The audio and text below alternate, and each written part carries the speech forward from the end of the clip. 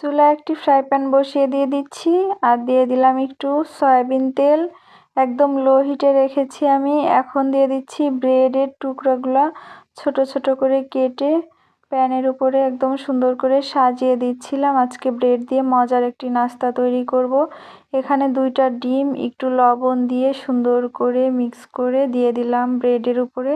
আর দিয়ে দিচ্ছি টমেটো গোল গোল করে কেটে, পেঁয়াজ কুচি, কাঁচামরিচ কুচি আর একটু ধনিয়া পাতা। আর দিয়ে দিচ্ছি উপর থেকে মুরগির মাংস ছোট ছোট করে কেটে সেটাকে ভেজে নিয়েছিলাম, ওইটা সাজিয়ে দিচ্ছি। দেখতেই অনেক বেশি কিউট লাগছিল। আর উপর থেকে একটু তেল দিয়ে দিলাম, তারপর সাবধানে উল্টিয়ে নিয়েছি। চুলার হিটটা আমি একদম লোতে রেখেছি যেন এটা আস্তে আস্তে হয়। দেখুন কত সুন্দর ইয়াম্মি লাগছিল। এটা দেখতে এত সুন্দর লাগছিল, কিসের পিৎজা আর কি। এই খাবারটা একবার বানিয়ে খাবেন, ভীষণ মজা লাগবে। এখন আমি উপর থেকে একটু টমেটো সস দিয়ে নিয়েছি, এখন কেটে নিয়েছি। এখন টেস্ট করে দেখব কেমন হয়েছে।